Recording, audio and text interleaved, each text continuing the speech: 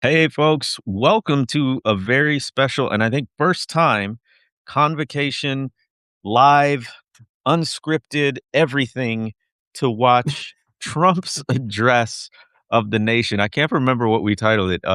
Trump rigging the midterms watch party, something like that. It came Yeah. through on your end. We are doing this. Robbie, tell us why are we doing this? Why It are we was your doing this, Robbie? idea. I don't And know. when I did we just got, decide to do this? we decided to do this about 2 hours ago. So thank you for That's those the who are key. joining us. Looks like we got at least 150 people on already. Welcome. But yeah, we were actually recording our weekly Convocation Unscripted episode today. And we get to the end. I said, okay, I got a harebrained idea. Are you guys watching? And we're all like, oh, yes, we're gonna watch, we have to watch, and we're like, "Well, why don't we just do it together?" I'm sure there's a bunch of other people feeling the same way. So look at this. Yeah, there's 200 of us already. So welcome to our, we'll sit here, we'll watch it. We won't have it up on the screen. We're trusting you all will have it on your screens there. We've all got it on the side here. But as usual, jump into the chat, tell us where you're coming from, and we'll keep the conversation going in the chat, and we'll comment. We'll also maybe sit by as things get discussed, but we'll also do a little fact checking and reality checking as the night goes on. We will not be fast enough, but we will do our best. So he just started here. If you are wondering where to watch it, we are all tuned in on the Associated Press live YouTube page, although I'm trying to get my captions going so that you can hear us Yeah, while I'll it's throw it in the chat. thank you. Yeah, because they have closed captions on. If you want to pull it up in a different window, that's kind of what we're doing. All right. When we really get our tech game up, we'll have it on screen as we do this thing. But like we said, this was the brainchild of about 2 hours. So, I wonder. I've already seen Big Beautiful Bill coming up. So I will say I did have to fortify myself a little bit Here we go. with the little Knob Creek bourbon. And Jemar, man, you're right in bourbon country. Do you have a bourbon over there? I forgot that part. Oh I man, don't have Sure. all We'll I have is cover this. You can water. go. Oh You my can go grab goodness. something. I am wholly unprepared for this yeah, you may speech. both need more fortification as this goes on. Yeah, I was just showing my not actually margarita, but my jalapeno limeade, and my Substack readers will recognize this. My current favorite summer drink. So salt rimmed. Yeah. So what we expect, I think, is sort of like a litany of accomplishments up front, but then pinging around to, yeah, if we were doing a drinking game, it would be Antifa, um, uh, communist, radical leftist. Our bingo card.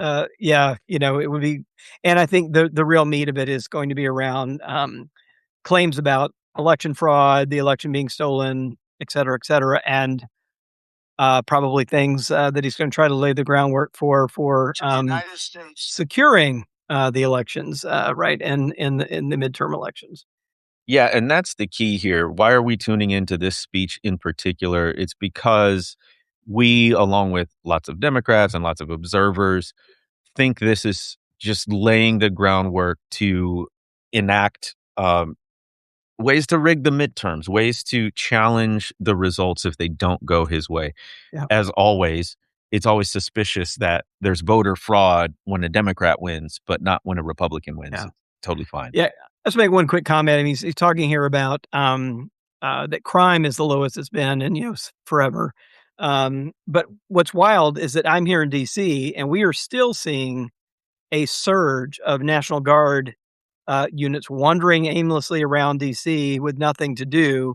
But the reasoning for that is that crime is at an all-time high. But now suddenly in this speech, crime is at an all-time low because he wants to take credit for that. At the same time, he's claiming it's an all-time high to justify the unleashing of the National Guard in our cities. Okay, so we're getting into no country can be great without fair and honest elections. Here we go.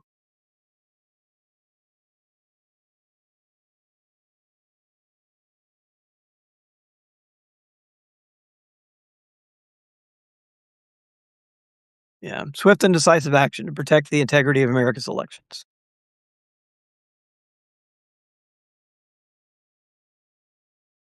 Just a quick reminder, the Biden election was decided by over 7 million votes. That was certified by all 50 states and 60 court cases that adjudicated that, just as a quick reminder to everybody about what the actual facts on the ground are.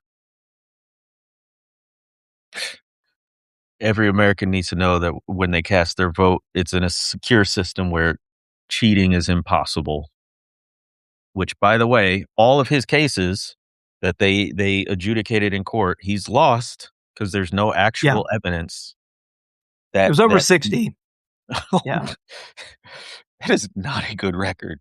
So he had his day in court. I mean, for sure, and could have presented whatever evidence he had. And it sort of, the cases were either dismissed or heard and decided against him. Yeah, Joyce, who's tuning in, she commented that Stephen Miller's speech earlier today was teeing up the possibility of, I didn't listen to it, but she said teeing up the possibility of canceling midterms due to leftist terrorism.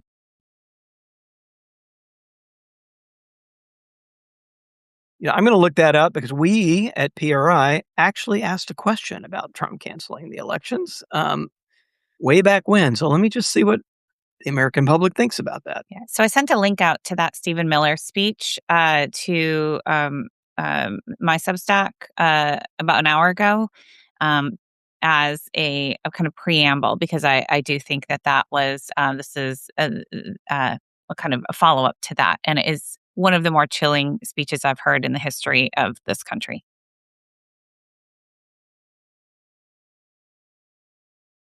Now he's talking about an advisory commission exposing what I'm assuming he's talking about election fraud. Releasing documents. 5 areas of concern in these documents. This is really chilling stuff, y'all.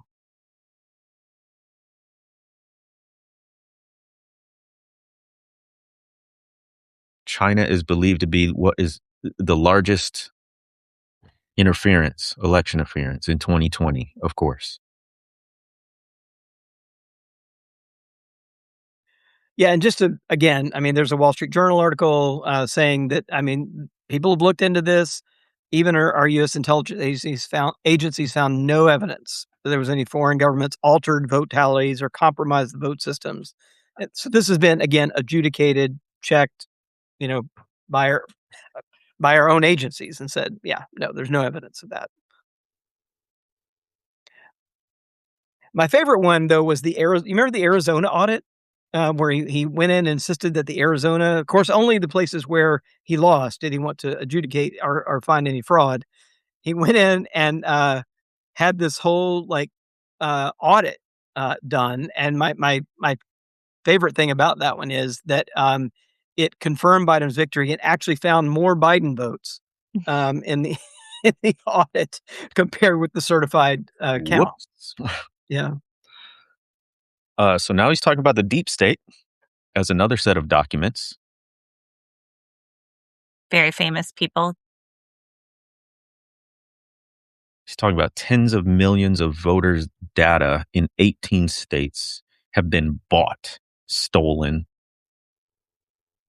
or hacked. Yeah. So that's that question we asked. So we asked a question that says, if states can't get voter fraud under control, President Trump should postpone the 2026 midterm elections for Congress. We asked this in 2025. And so in 2025, we had only a quarter of the country agreeing with that, but we had 40% of Republicans agreeing with that statement. And that was in 2025 before he's making the case that he's making today. So, we'll see. We're asking this question actually again in the current American Values Survey that goes in the field next month. So we'll see, where it goes. But this was before he really was making this case in any hardline way. The illogic of it all is so frustrating. So he's still in office in 2020 and is saying, oh, all these problems. But 2024, the most recent presidential election, he's not bringing up. Oh, yeah. This is my favorite stat, actually. So, we asked people whether the 2020 election was stolen, and it's nearly 2/3 of Republicans. It's like 62%, 63%, depending on the poll, that say the 2020 election was stolen. We asked the same question about the 2024 election, which he won. 63% of Republicans say, yeah, that election was fine. Oh, my. So Well, there then, you have it, right? It's only bad if our guy loses. yeah. And again, the illogic of it all, because if indeed that was the case, which of course it's not, then Biden was in charge of making it more secure, not Trump. Yeah, that's right. Yeah. Made it secure for an election that he lost, right? Right. Yeah, that's right. Huh. Funny how that works, or doesn't. He's been a very long test run here. The resilience of the myth of the stolen election is really astonishing, right? And we were just talking earlier today about the Ossoff, the questioning, and that's now like the requirement to get an appointment in the Trump administration is to claim the election was stolen, and every shred of evidence contests that. Yeah, and we should just say, if we're looking for big blinking, alarm lights on the dashboard of democracy, when you make a plainly false ideological statement, a test of getting the highest appointments in the land at a government, I mean, it tells you how far down the illiberal democracy, away from liberal democracy toward authoritarianism, that we've gone. And the thing, Or one might say backslidden. I don't know. Backslide. Hey, go ahead, plug your books. Y'all, Robbie has a book coming out, September? Yeah, September 8th. September 8th, called Backslide. What's the subtitle? Reclaiming a faith and a nation after the Christian turn against democracy. So I'm wrestling with these themes. I write about this fact, about how making this, essentially, because what he's doing is he's making people lie under oath or avoid telling the truth under oath as a condition of being a servant, a public servant, right? And just how upside down and immoral, that is. But that is like right out of the classic authoritarian playbook, right? You just kind of get people to lie about and make them publicly lie about as a sort of just sign of kissing the ring. So, and we'll get to your book too, Kristin, but the tack Trump is taking now is there were these daily briefings on election security, apparently, under the Biden administration. And he's claiming essentially that they kept those hidden. They kept those hidden from the American people so that they wouldn't know about the fraud, which, to my understanding, those briefings are standard, whatever briefings, and it would probably cover a variety of topics. And it is not standard to release all of that information to the public, would be my understanding of that. So what's so pernicious here is they're going to take actual documents, actual events, and put their spin and interpretation on them rather than what would be the obvious facts or the traditional way of understanding these things. Yeah. So just a tad bit of truth, or at least the foundation of something real that they then spin. Yeah. And he's noticing he's also using the racist Barack Hussein Obama, which he always goes out of his way to do as a way of continuing to other President Obama. Yeah, Gratier says it's the single most exhausting thing to me about the regime in MAGA is the inversion of language. Yeah. The ministry of truth, as George Orwell would say.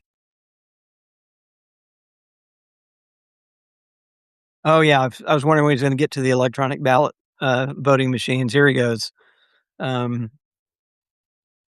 But again, just as a little kind of reminder to everyone, I mean, this was also looked into as well. No evidence, right? Multiple audits, forensic examinations, court proceedings, no evidence that anything happened to voting machines that changed votes. And as a reminder, Dominion, which he said was at the heart of all of this, sued Fox News for defamation and got $787 million in a settlement. for defaming them and claiming that there was something wrong with the voting machines when there was absolutely no That is evidence a of lot this. of money. Yeah. 787 million. Ugh. You think PRRI could do anything with that? Yeah. I also want to mention I was looking up how to watch this tonight, and several major networks passed on it. At least on their network station, they are some of them are airing it live on like YouTube kind of a thing, but they did not want to show it live. And I think it was CNN in particular that said it wasn't going to do that, and it was going to run it on a delay so that they could fact check in real time. Yeah. I mean, the fact check's going to be longer than the broadcast. Yeah. Right. But that's what we should have had 10 years ago. Right. We've been fed stream of lies. Yeah. You guys remember when the Washington Post was tallying lies? Yeah. Gave that up. And I think by the end of the administration, they had logged, I think it was over 30,000 like verified lies, right? That had come from the president's mouth during his administration. And yeah, I don't know of anyone who's even attempting to do that this time around. Oh, question, is it over, or did MSNBC just decide to stop showing it? We're not. I would not put it past them. Yeah, no, my stream stopped on AP, but I hit restart. Now it's moving again. I switched over to C-SPAN. My closed captions weren't working, but C-SPAN's got it. And there are all these, Fox News is running it on all its platforms, of course. Yeah. But that should tell us something, right? Like major mainstream news media outlets don't want to run a major address by the president because they are expecting lies and misinformation. Yeah. I mean, that 15 years ago, that would have been mind-blowing. Mm-hmm.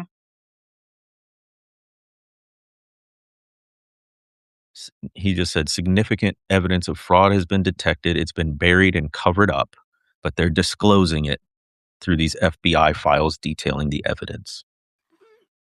Yeah, well, they're gonna have to pull the FBI detail out of the reflecting pool if they need more manpower for this. Those of you who don't know what I'm talking about, I'm here in D.C., and they've actually deployed the FBI to look for evidence of tampering with the coding on the reflecting pool, because again, it's another story that Trump needs to tell, and is just deploying whatever government agencies he can to kind of just prop up what he knows to be a kind of fraudulent claim. In this case, just to save face. But I like Sean's comment. He said, "On the bright side, maybe they'll mistakenly release the Epstein files." I know. Who knew? They can release files. Hey, great point, Kristin. I see some of you all are just not able to listen to him, and that's a nice thing. You don't actually have to. Right. We're doing it for you. You don't have to have both so screens you don't on. have to. And I don't know how long we'll watch. Trump can kind of go on and on. We committed to a half an hour amongst ourselves. It's a lot. It's a lot. And it really is chilling. Like, okay, so my thing is, the thing that's really got me amped up is faith leaders who are still silent on this.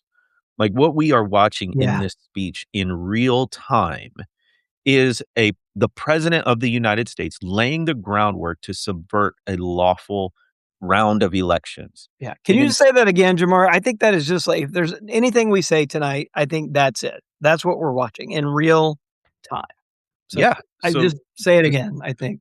We're watching the president of the United States lay the groundwork to subvert a lawful election. Yeah. In this case, the midterms of 2026, which are extremely consequential because the margins right now for a Republican majority are so narrow that if Democrats win any number of seats, it could flip at least one chamber. And then we would have a legislative avenue to block some of this regime's more egregious policies and proposals. That's the stakes, folks. And that's why I get so frustrated when our leaders don't speak up.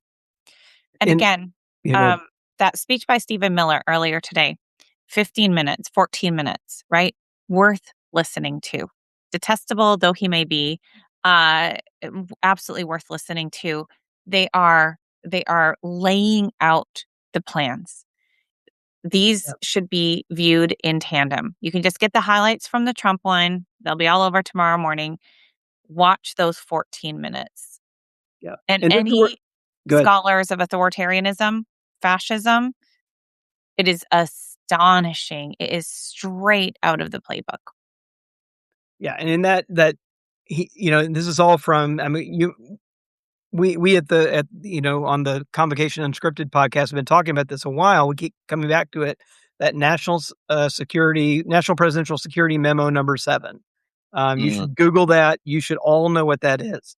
It is going to be the document that really is used to bring the heavy hand of government against anyone that the Trump administration sees as an enemy. And today, Miller in that speech talks about they're going to use it to debank, to destroy the organizations of any nonprofits, of any advocacy groups that they think are, in just want to put in the crosshairs. It's going to be weaponized against kind of, the enemy within is what we're going to be seeing here. Against leftists who threaten violence. I would say the key word there, threaten, and they'll be the judge of that. Yep. Can I just say also that, it also happened 6 days ago that Trump, so he's given this speech on election integrity. He fired a bunch of members of the Election Assistance Commission, which is the very agency that's supposed to assist states in having elections that are secure.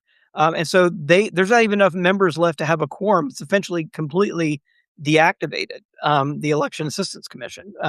So again, this tells you that's the commission that actually ensures integrity of local elections, and that he's doing away with because essentially that would be in the way of him interfering in the elections, right? So as he's kind of making this case that he's saying elections are so rigged and left to be stolen for anyone, but he's actually dismantling in real time the commission that could actually help bring government resources to help them be more secure. And is there a particular reason, China is the focus? I mean, a larger sort of geopolitical reason he wants to pick a fight with them? Well, they can't say Russia. That's as far as I could go here. His BFF Putin? Yeah, because if we do have any evidence, is that Russia actually helped him in the 2016 election. Again, the only government agency project and deflect found that. Yeah. That's exactly what it is. There was election interference, just not the kind he's talking about. Every accusation is a confession. And so we do have credible evidence that Russia interfered on behalf of Trump in 2016, which imagine if he didn't have that help and he had lost in 2016. Wow. Our country would be on a completely different path right now. Yeah. I mean, I think it also fits the communism frame that they're trying to stand back up. The old one was Russia, but Trump's, I think, too entangled with Putin to make that case. So who's the other big foreign power you could point to and use the C word? It's China, right? So I think that's part of the play here as well. So now we're Save America Act and removing ineligible voters from. Right, this is kind of getting back to the center of things for him.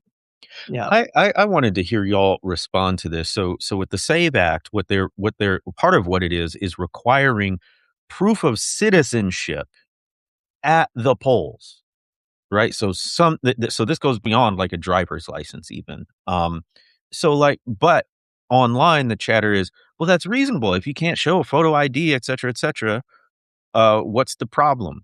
How do y'all respond to those kinds of comments? I don't know. I mean, it's a solution without a problem. There's, I'm looking right now at factcheck.org about the, non-voters voting. There's simply no evidence that we have a big problem with non-citizens showing up to the polls and voting, and certainly not anything at the level that would change, an election outcome. I mean, again, there's just simply no evidence that this is a problem that really needs addressing.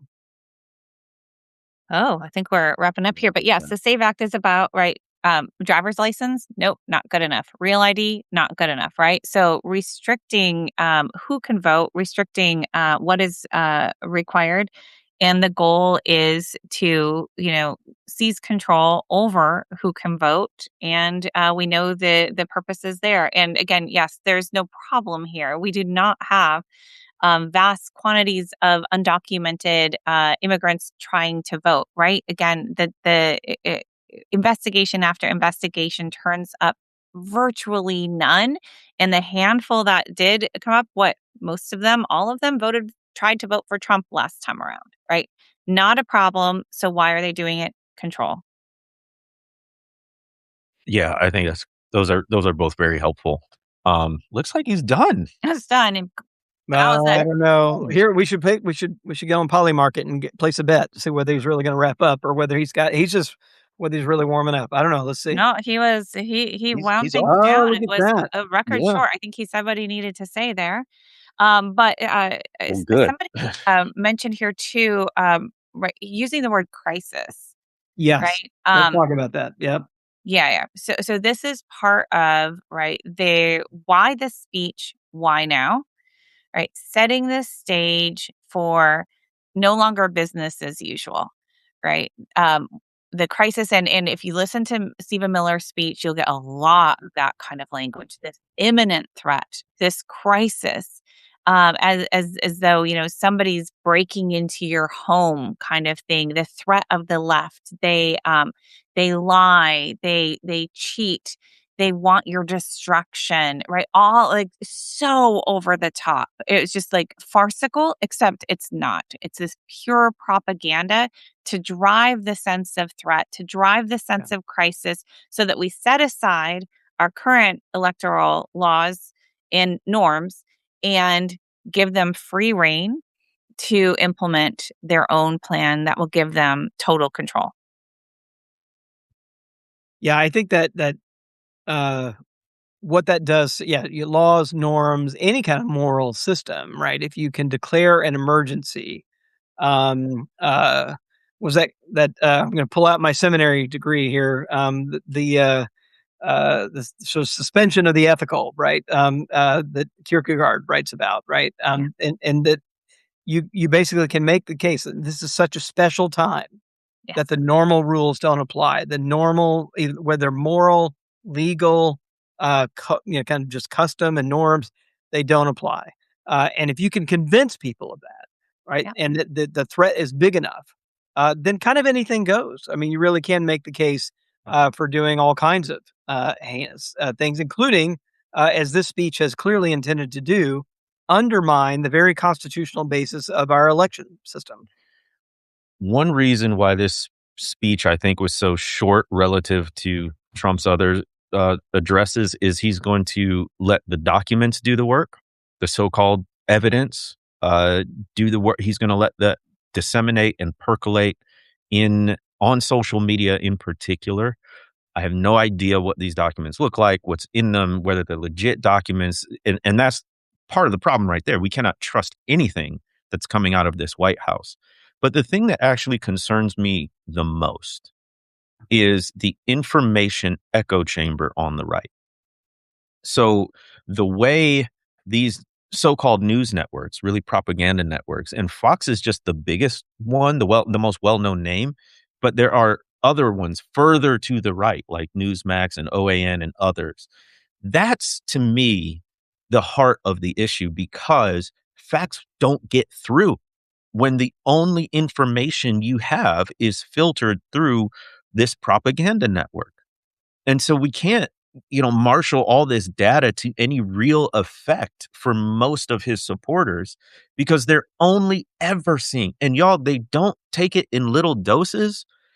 This is ambient in the atmosphere for a lot of folks.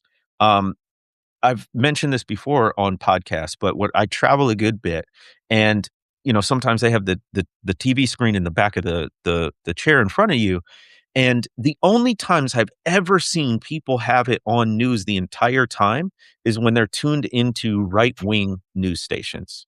And I'm talking about these are 2-3 hour flights, and it's on, and they're doing other stuff. So again, it's literally ambient noise in their world. And that's what frightens me so much, is that we don't have an informed populace that's getting data and information just from multiple sources from different parts of the ideological spectrum. And so that's what's going to make it really, really difficult to break through and sway anyone's opinion about this stuff. See, there's a comment here too about Mike Johnson's request for another $350 billion in military spending. A chunk of that, which would be used against, communists, domestic enemies right here at home.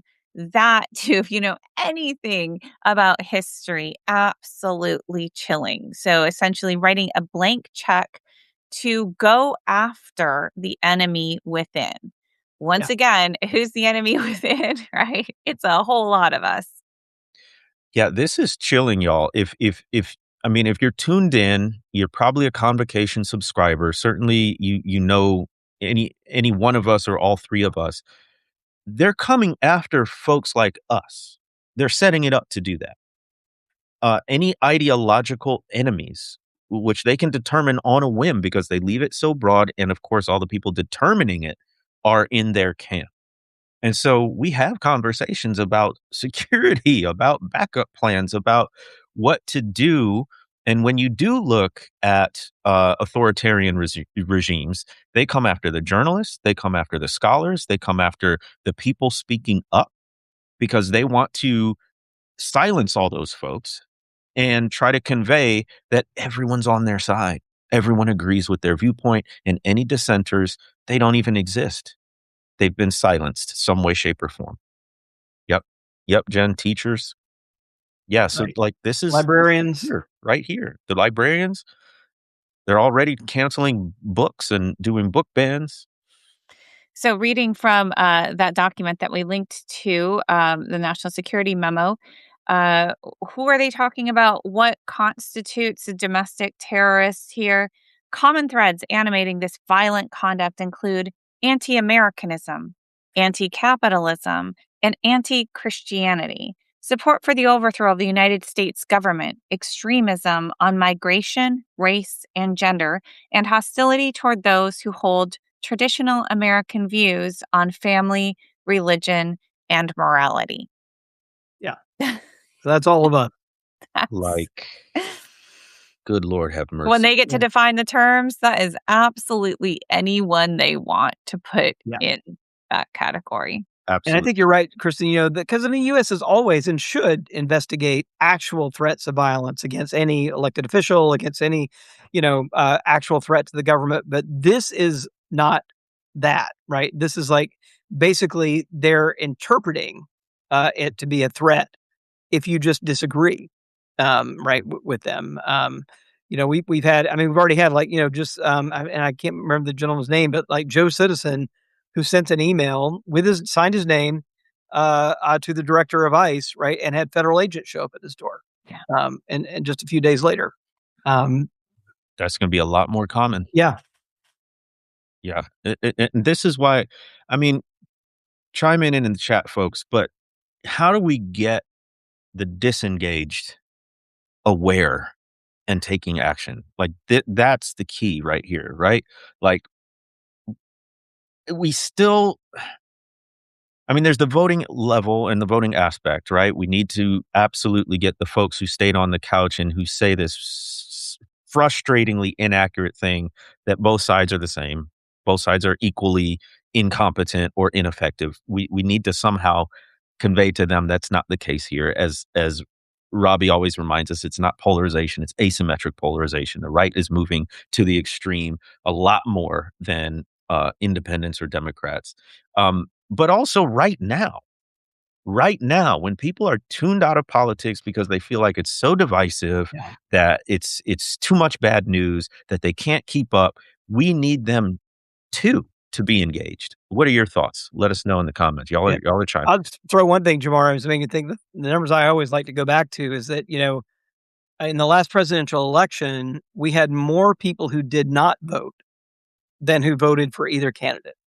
I'm gonna say that again. So, like, if you really want to, like, so if you look at the vote count, it looked like, oh my God, and it was very, very close, right? It's like 51-49, like it's right there. But that's only looking at the people who voted. If you kind of telescope back out, what the vote actually looked like, and this is even among eligible voters, it was like, well, 33% and some change voted for Harris, 33% and a little more change voted for Trump, and 34% sat it out. Right. And so that's what we were looking at and how one of the reasons why we got here is that. So it's really is trying to turn out, and the numbers, I was looking at some recent numbers. The folks who sat it out do lean away from supporting Trump. Right. So more of them now, certainly some of them would vote for Trump as well. But more of them would not. And you see this in public opinion surveys. I've been saying over and over, like, we do not live in a 50-50 country. We live in more like a 60-40 country, and with only about 40%, or maybe even a little bit less, actually supporting, right, what's going on, whether you're measuring support for ICE, whether you're measuring support for concentration camps on U.S. soil, whether you're, measuring all kinds of things that this administration is pushing. You never hit more than 40% of people who are supportive of it. It's the 60% who are against it. But the question is getting those people to stand up, getting those of us who are wanting to protect the country, if we really want to protect elections and protect the country, we're really going to have to show up in mass, saying a big collective no, to the 18 different ways this administration is going to try to undermine these elections. Right. And those stats that you're sharing, Robbie, the Trump administration knows all of those stats. Yeah. They know they are in the minority. That is why we had the speech tonight. That is why these plans are being put in place. Right. That's why this focus on quote unquote election security and the midterms, because they know that they don't have the numbers, but they do have the levers of power, right? Or they're trying to secure those. That's what this is about. You're absolutely right. It's a great reminder because it says, um, we can feel disempowered sometimes when the loudest voices are Trump and his supporters, the Stephen Millers of the world, but that the reason they're so loud is because they know they don't have the majority. The real majority are the folks who want the democracy to function, whatever your party, right? They want the vote to count for something. They want to have confidence in the election. There's some good comments coming in. Stacia said, to the three of us, do we communicate with Heather Cox Richardson and Joanne Freeman and others in those circles with these conversations? Do we coordinate our strategies for protection and information, et cetera? Well, these two on either side of me, they would have those connections potentially. Are y'all in contact with these folks? I mean, I guess probably in that realm, probably on my side is probably like Joy Reid, Jen Rubin at The Contrarian, or kind of people that I talk to the most regularly, I think, and that's Waj Ali as well. So those are Bulwark, kind of who come to mind. right? Or so The Contrarian, that's who you've written for. Yeah, The Contrarian, yeah. Okay. But it's a good point, right? Like there are other entities that are. But I think there is some crossfit. Like, I have just to plug it. I next Wednesday I will be on with Joy Reid. So every it's actually every third Thursday, but because the first third Wednesday, but because the first one is on the first, we got our calendars mixed up. So it was supposed to be yesterday, but we're actually going to do it tomorrow because the third Wednesday snuck up on us. But third Wednesday, 7:20 p.m. live with Joy Reid on her channel on YouTube. And then I wrote something for The Contrarian on July 4th for Independence Day as well. So try to do some of that cross fertilization. Yeah. Yeah. And said churches are good places to organize. The Black church knows how to mobilize. Yeah.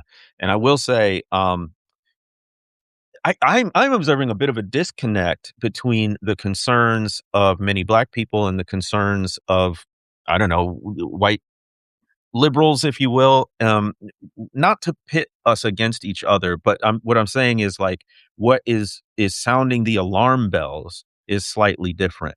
So for Black folks, the Supreme Court ruling on the Voting Rights Act was a 5-alarm fire, to the point that we actually got back out in the streets and marched, which we haven't done in the second administration to the degree that we did in 2020, or those similar events. So that was a big one.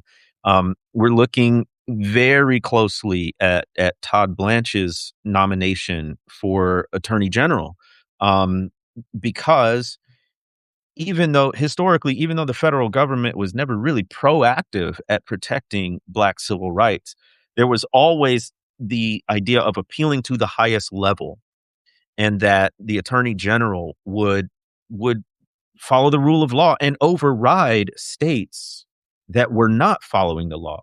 Well, with Todd Blanche, that is absolutely out the window. This is the president's personal lawyer who's already fully on board with 2020 election denial, and has no love or appreciation for civil rights for Black people, or other marginalized groups. And so we don't have then that ultimate appeal at the federal level. And so those are the kinds of conversations I'm having with Black advocates and activists. And of course, everyone, I hope, across the spectrum is concerned about what Trump actually said tonight. And I'm putting the links to my book and Kristin's book, and I'll put Jemar's most recent book in there. Again, my book's out September 8th. Kristin's book is out the very next week. Kind of September a doubleheader. 15. And, Robbie, just like you were describing your book, I think both of us kind of, from very different angles, explored some of this kind of culture of deference, of submission, of the replacement of a moral framework with one of loyalty to the regime. Right. So my book, Live, Laugh, Love, The Secret History of White Christian Women and the World They Made. Surface level, it's about Hallmark movies and Little House on the Prairie and Christian music and multi-level marketing. But just beneath the surface, it's looking at those systems of manipulation and control that were deliberately devised over several decades to create this kind of system. And it gets really dark. But as a historian, my faith is that if you can pull back the curtain on this, if you can show how these things were put in place, to what end, that takes away their power, right? And so it's an attempt to reveal how this was built and why it is that so many people seem to be trapped in this, and willingly so, and willingly complicit in fashioning this system where morality is just turned upside down. Lying is fine as long as it's in support of the leader. Truth is your enemy if it undermines support for the regime. This is what we are living in. It is so very clear. Yeah. And I've got a whole chapter right along those lines, right, on empathy, right? And the way that empathy has now been inverted into something that's toxic and sinful. Sin of empathy. Yeah, that's where our books come together, right? Yeah. That's kind of the culmination. So what brought us here? Yep. And once you understand the pieces that were put into place, the things that just seem absolutely incomprehensible right now make perfect sense. When you talk about that sin of empathy, y'all, I was in the room with Joe Rigney at the Desiring God conference. And what is so infuriating is you have these folks like John Piper, John MacArthur, Gospel Coalition, you name it, massive Christian outlets platforming folks whose beliefs are now pushing us further over the edge of authoritarianism. And it's within Christianity. What I often say is what happens in politics is downstream of what happens in the church. And if we don't see it in the church and we don't stop it in the church, it's going to make its way in this case, all the way to the White House, to the Pentagon, to the Department of Justice. And it is truly chilling stuff, particularly because so many of us, including us on this call and the folks tuning in, we saw it. We saw it. We observed it. We spoke about it. We told them not to do it. And here we are. So, Jemar, when you just said you were in the room with Joe Rigney, you got to tell us about your book. It's not coming out this September, but when? February, right? January 27th. January. Okay. Is that story in that book? Please tell me it is. Not that one. There were so many, unfortunately. Oh my gosh. So tell us about the book. So it's called Notes from an Evangelical Reject. We are still deciding on the subtitle, but I got some good advice today from folks on this call. And it is about how the evangelical racial reconciliation movement, under which I came in to the church, broke apart through the rise of white Christian nationalism. What I'm trying to take pains to say in the book is that white Christian nationalism wasn't this foreign entity that came into and took over white evangelicalism. It was the seeds of it were within white evangelicalism. And so I kind of traced that from my conversion to Christianity through a white evangelical youth group in high school on up through all these controversies during Black Lives Matter. And I opened the book with my saga with Grove City College, where their board of trustees actually adopted a report that said it was a mistake to invite me to come speak at their campus. So I yeah, remember those lots days. of fun stories. I name names, and because we got to know, and it's an insider's perspective. Like I was there, and I was waving the banner for racial reconciliation within these evangelical spaces, and that became a problem. I mean, I think that's something we each of us have in common. I mean, I've got in my book, and this was also sort of memoirish, where I talk about my experience in this thing called continued witness training, right? In the Southern Baptist Convention, which is a kind of proselytizing system in the 90s that was, I became sort of a leader in as a high school kid. And Kristin, we get that account of you being in the Calvinettes. Yes, my book opens with Kristin the Calvinette. The time has finally come. So I'm sure there's some fellow Calvinettes on this. These are some insider. They're all insider perspectives. But I'm like, we've seen this movement sort of implode, like from the inside out. I think, and I think for all of us, it is infuriating. It's heartbreaking. It's scary. And it's serious, right? And so there's some way you can laugh at some of the ridiculousness of it, but it is the thing that we see tearing this country apart. And I think that's what keeps us all all writing. That's right. I just wanted to highlight a suggestion that was made in the chat to, we're talking about how do we raise awareness. And I think Jaron Sainsbury suggested writing an op-ed in your local paper. I know there aren't many local papers around anymore, but there are some. I think that is a fabulous idea. You all who are on this call, you are well informed. You continually inform yourself. Your voice can reach people in your community in ways that our voices can't. That is a wonderful suggestion. We need to be bringing what's happening out here into our local communities, and you are the trusted messengers. And so, I mean, that would just be amazing. Maybe we should start a movement. Everybody can, give links to their the op-eds that they pitch, and I would love to see that. There are things that each of us can do that go beyond posting on social media.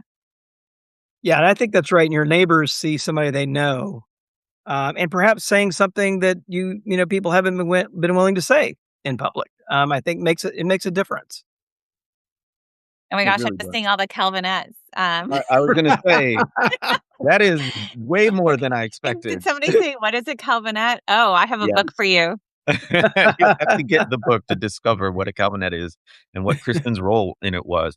But that gets to the main point. As we sort of wind down and talk about what can we do, the op-ed idea is great because it's under the banner of local, Mm-hmm. right? Like what we saw tonight was the President of the United States from the White House addressing the nation.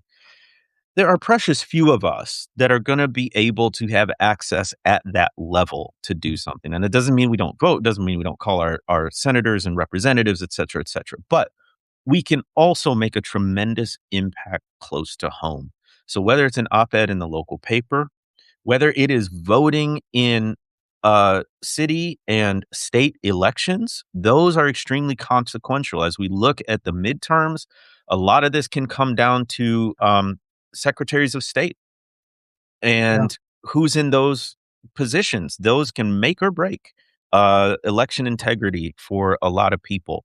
It comes down to state reps who those legislatures at the state level determine polling places and how elections are actually conducted where you are. So we're not as powerless as it sometimes seems because we're getting these pronouncements from on high. There are things that we can do at the local level. Anything else you would add, Robbie or Kristin, around the practical aspect? I mean, I would say one thing I've seen, happen, saw it in Annapolis when Pete Hegseth banned 381 books, and mine was one of them. In the Naval Academy, they were all books on race and racial justice. Any book that had racial justice, white supremacy, anything like that was banned. There were 8 religion books banned in that. Eddie Glaude, trying to who the other Anthea Brian Butler, I think. Nightingale, what? Anthea Butler, I think, was on there. Yeah, Anthony Butler. And people, many of you know, Brian um, Messingale was his on there. yeah, Brian Massengale, yeah. But what happened was, though, there was a local bookstore, that teamed up with actually an alum from the Naval Academy and started raising money and just said, "Look, any member of the Naval Academy wants any of these books, we'll buy them for you for free. Just Wow. show up at this local bookstore and we'll get them Wow. for you." That's And good. churches also stood up and started stocking books. So I think if there's any kind of book ban, that's kind of thing to hit your local community, local churches can say, "Look, we're going to have a free library, and we're going to buy all those books that the library, the school library won't carry. Come here, you can check them out for free." I mean, there's things like that that can be done. I think we're going to have to be creative, and at that local level is, I think, where it can really count. Yeah, absolutely. And give books, buy books, give books, leave books around, get them in your church library if you attend a church. Leave them on a table, and which books there are an array right now. There's books that are informing in this moment what is going down, and there's going to be a slew of them coming out between now and midterms. There's books that, like we do a kind of longer perspective, again, showing how these pieces were put into place, which once you see that takes the power away from it, right? None of this is inevitable. And you can see the motivations, right? You can see to what end were these systems built. And honestly, one of the things that I've been doing is reading books written in the 20th century in authoritarian contexts. Books by people like Bonhoeffer and Havel, and books about these folks. One really powerful one is They Thought They Were Free. The Germans, 1933 to 45. And so it's about 10 years after the war. Yeah. Right. This author, Meyer, goes to Germany and interviews 10 ordinary Germans, all of whom were complicit in the Third Reich. And it's this richly textured and just gripping read about how people are complicit, why, what they get from it, how they excuse their behavior. Honestly, that's one of the No. stand what's happening around us today. Another one, it's gotten a lot of attention, and rightly so. Timothy Snyder's On Tyranny, very, very short.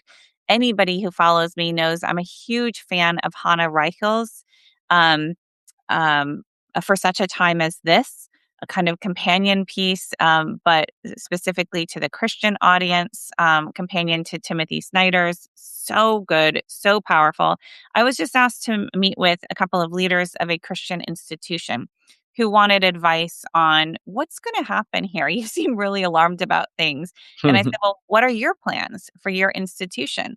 Mm. For, you have all of these, this plan for this strategy and this plan, for this set of circumstances. Do you have any plan for the end of our democracy and how Mm. your institution responds in that moment and as a Christian institution? And they said, let's talk. And so the reading assignment I gave them was Bonhoeffer's letter after 10 years that he wrote months before he was imprisoned and then ultimately executed, reflecting on the previous 10 years. Again, all of the complex ways that people were complicit in atrocities and the ways that they excused their complicity. And also just how hard it is to know what the right thing to do is. And it becomes increasingly hard. But that doesn't mean that you don't try. And it's just this brilliant and incredibly sobering primary source, if you will, written by Dietrich Bonhoeffer, one of the last things before he was imprisoned. So those are the kinds of things, not to sound overly dramatic, the kinds of things that give you eyes to see and that are not just kind of ripped from the headlines, reacting to whatever is going down in this moment, having a framework that helps us interpret the things that are happening at an alarming pace. Yeah. Kristin, I'm going to address one thing Duke just put in the chat here, which I think is a challenge. I try to address this question. So he says, these how do we, in this polarized environment, how does reconciliation occur? And especially when people hold values that are considered dangerous here. And here's where I think we have sometimes got it wrong. I think that we have this, and I actually write the last chapter of my book Backslide is actually called Embracing Division. And I think white Christians have this problem of not being able to draw the line and saying, no, across this line is injustice. Across this line is wrong. Across this line is sin, right? And really, I think that's the thing that Bonhoeffer finally had to figure out how to do, and he was struggling with where do you find that line? Where do you find this, moment where it's a matter of confession, right? And I think that's where we're at. And it takes. I'm not pretending like I know where all those lines are, but we are certainly seeing them, right? And I think it's a matter of integrity that we have to be able to say, no, beyond this line, it's not a matter of reconciliation. It's a matter of resistance. Like we have to resist those people that are actually, the metaphor I use in the book is like you can't build bridges with people during the day who are strapping dynamite to the piers at night, right? It doesn't work, right? You have to kind of be wise about it. I think about that, was the line innocent as doves, but being wise Wise as serpents. wise as serpents, innocent as doves, something like that. It's about practical wisdom and not naivete, thinking that we can build a bridge with anyone. We can't. And I think at this moment, we're going to figure out how many people we can bring over to saving the country and saving democracy. And the people who aren't willing to do that, it's not really about policy. It's not really about Republican, Democrat. It really is about saving the country and bring us back to a more sane place. The people who aren't willing to do that and actually protect elections, we're going to have to say, yeah, we're going to have to resist you in this moment. Y'all, we gotta revisit Mark chapter 6 and its other places in the gospel where Jesus sends out the disciples 2 by 2, said, go to the village, preach the gospel, but if they will not receive you, kick the dust from your sandals and move on to the next village. I do a whole explication of this in an article on Substack, but I'm gonna say this because I can. Like white folk, and particularly white Christians, just so obsessed with like reconciliation with people who do not want what you have to offer. And you will not leave. You will not go because you think it's some betrayal of the gospel or of grace or of mercy. And the reason I bring this up is Black folk been knowing who was for and who was against. And we've had to operate and maneuver within that. And we're talking about Bonhoeffer, and it's so relevant and it's so important that we study that context. But also put on your list the book Bonhoeffer's Black Jesus, because it details Bonhoeffer's time in Harlem, New York at Abyssinian Baptist Church under Adam Clayton Powell and his exposure to the Black church tradition in the United States as like, oh, like the gospel has all of these major implications for justice. And he was shaped and he was formed. And he took that back with him to his experience in Germany. And at the same time, it worked in reverse too, where the Nuremberg laws, the policies, they're looking at the US Jim Crow system. And the ways that they disenfranchised Black people over here and said, oh, well, we can just sub out Black people for Jewish people here or any undesirables, and we can have those laws over here. So we've had authoritarianism in the United States, y'all. It just hasn't affected white folks the same. And so now we're in this point and we're like, oh my gosh, the government is not for us. It's not working for us. The system's against us. Guess what? There are people for whom that has always been true. And it's not just Black people, but that's my area of study. So that's what I talk about. And then, I just, again, plug this book. If you want to see in particular what the Spirit of Justice is showing is how people resisted when the system, they knew it wasn't going to work for them. Yeah. They had to work outside of it. And so that's where give the subtitle, Jemar, just because, I think it spells it out here. Yeah. Yeah. Thank you. The Spirit of Justice, True Stories of Faith, Race, and Resistance. And so the litmus test for who made it in here, by the way, 50 different people and events profiled in this book. The litmus test was, did they do it explicitly because of their faith? So I had to find some primary source material where they said, I'm doing this because of my religious beliefs. I wanted that as a counter narrative to white Christian nationalism. And honestly, these two books, Color of Compromise and Spirit of Justice, sort of the flip side of the coin, right? So we have people doing in Jesus' name these awful things around racism and segregation, but also just authoritarianism. That's what it was. What do you think Jim Crow was? Disenfranchising voters, using violence to keep people in line. Even white folks couldn't speak up. If you broke the party line as a white person, you would face repercussions. That's authoritarianism, American style. So the True Stories of Faith. So the flip side of that, of doing righteous things and justice in God's name, race, because when you look at like the clearest examples of authoritarianism, a lot of times they involve race, and resistance. Everyone in the book, everyone I'm talking about, and broadly the Black Christian tradition is about resisting authoritarianism in whatever form it takes. And so I just want us to have a holistic view that we can learn from anyone who has resisted authoritarianism. But because of our particular milieu, there's always the temptation to overlook the Black people and the Black church. So that's just my little 2 cents there. Amen. And, talking about the Black church and the civil rights movement as a model of resistance, I'm reminded of what you said earlier tonight on, there are some differences here. Then they at least had the Supreme Court as a trustworthy institution to appeal to. Right. Arguably, that is no longer the case, certainly around voting rights laws.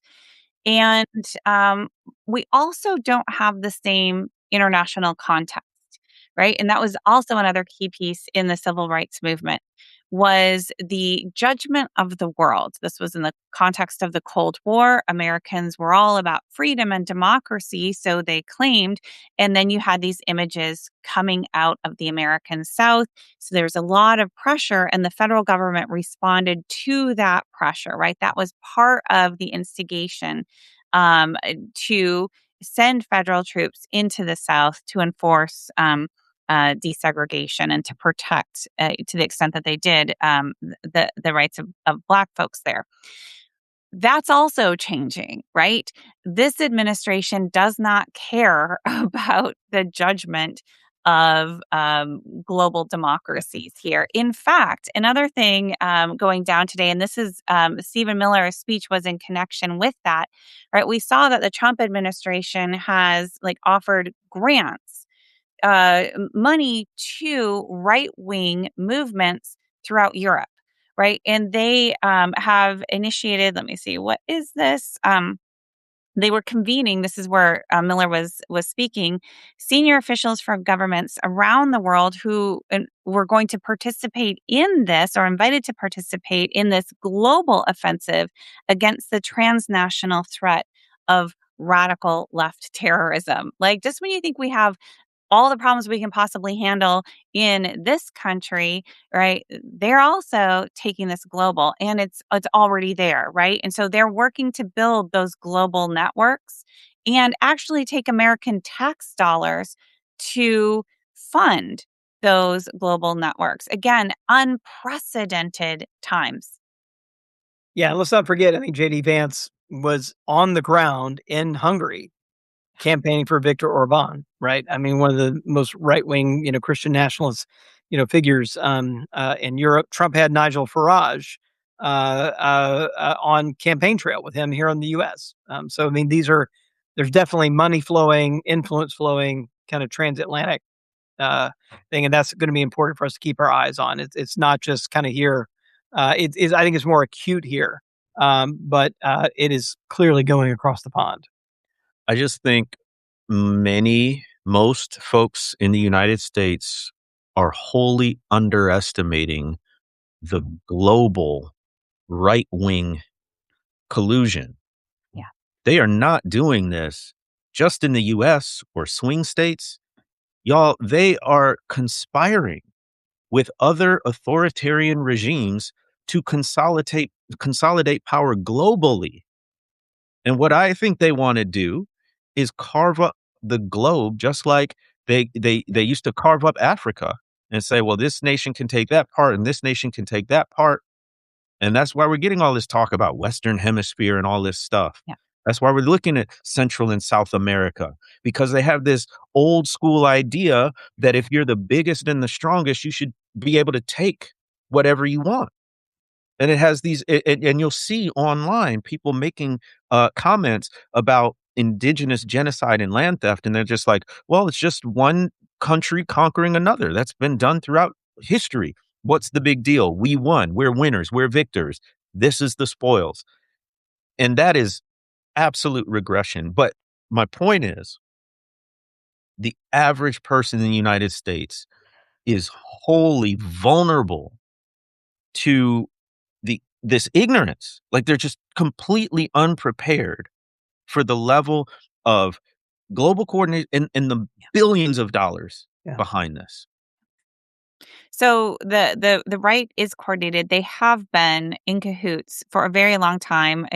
We're mentioning a good friend of ours, Catherine Stewart, her latest book, Money, Lies, and God, her reporting in places like the New Republic, meticulous reporter. She spends her time attending these summits, attending these, listening in on these networks who are very open about their plans. She's been tracking this for years. So Catherine Stewart, she's the author of Power Worshippers and her most recent book, Money, Lies, and God. So she's tracking these global networks, which is to say, we need to be smart. We need to be courageous. We need to work at the local level. We also need some folks to be coordinating at the global level as well. And so, it's a challenge, but it's, I think that the key here is waking people up, awaken people to this threat. Too many people are complacent, and for understandable reasons. It's a lot to comprehend. It is unprecedented in our lifetime. Absolutely, the scale of what we are confronting, but it is not impossible, and nothing here is inevitable. And again, they know that, which is why they're putting all of these measures in place that they can right now, because they know that there is going to be a groundswell of opposition. Yeah. I've heard you both say, and I'm the sociologist here to the two historians, but I've heard you both talk about use the nothing is inevitable phrase a lot. And I just love to each of you riff a little bit about like how being a historian like really, drives that point into you. Yeah. Yeah. Well, I'll start and say, that you, as a historian, in looking back, this is much easier to see, but you never know what is right around the corner. You never know. And you don't know what is going to be the turning point. And it can be something sparked by one person, more often than not, a small number of people, right? One person alone, it's hard to do much. And the figures that we hold up as kind of the heroes, we're almost never working alone, right? I mean, Jemar can speak to that with respect to the civil rights movement. They had been working for decades, right? Putting the pieces into place and then collaborated networks, right? All women played a really critical role, usually just behind the scenes. Rosa Parks didn't come out of nowhere, right? All of this. And so there's lessons there. Small groups of courageously when everybody else is just going to go with the flow can change history. Look at the fall of communism, right? Eastern Europe. The stories are like nobody really saw it coming, and when it fell quickly. That works both ways, right? But Mhm. don't underestimate the power of a small group of people motivated by courage and goodness. Amen. And to echo all of that, eh, when you look at history, it's fundamentally about people, and people are unpredictable. And what happens is the result of choices. And people can make all kinds of choices that you can't predict or expect. So one of the lessons is we should not give in to fatalism.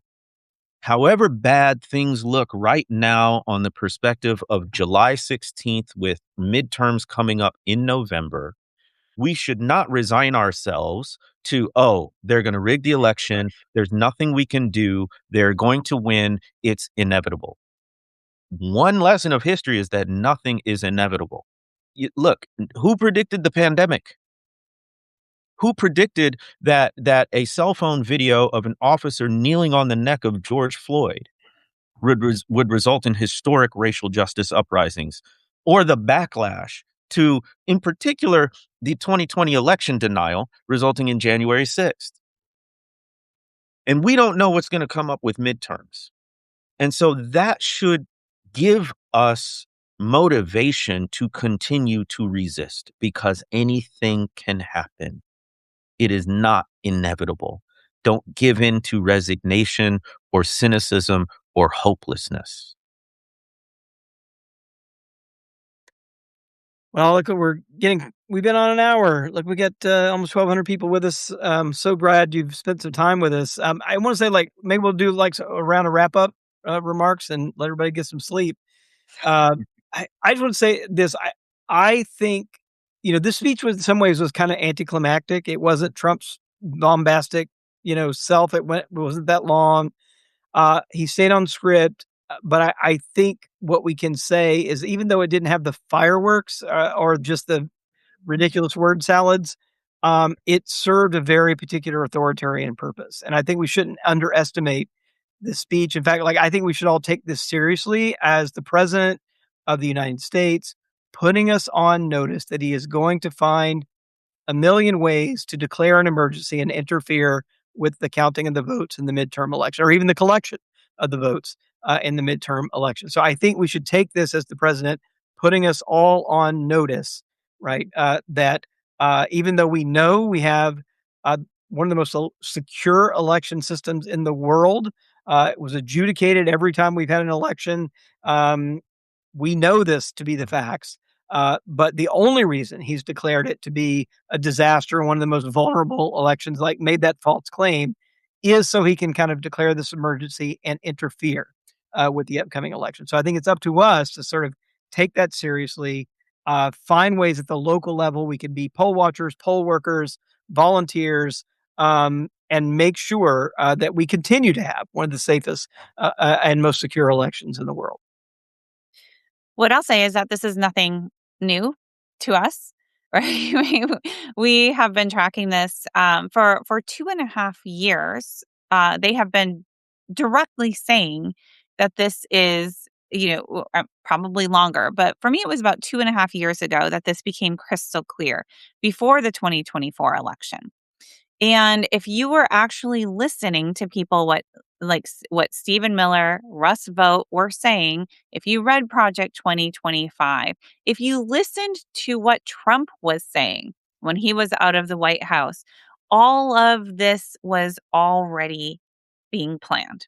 Right. And then that's why some of us were running around frantically before 2024 election. Yeah. We did our Faith and Democracy tour. We came to a city near you, possibly, trying to spell this out. This was what they were planning to do, which is not necessarily a good thing, right? They know what they're doing. This is not random. They have now really 6 years, more than that. I think they were already working on some of these plans during the first administration, and then they ran out of time to implement them. And now they came back the second time around, ready, hit the ground running. That's what we're living through now, which is to say we have to catch up, but take them seriously.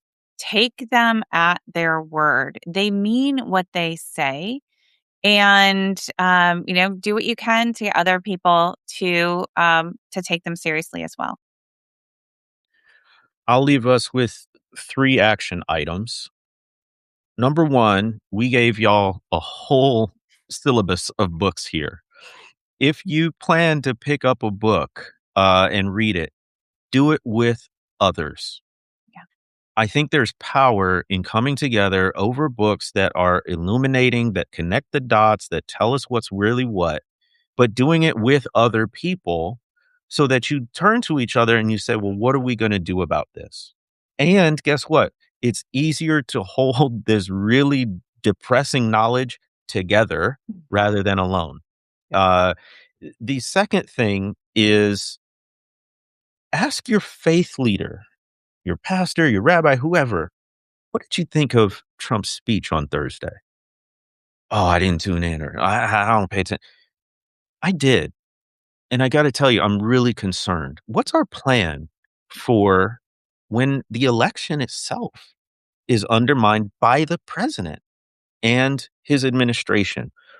And just listen.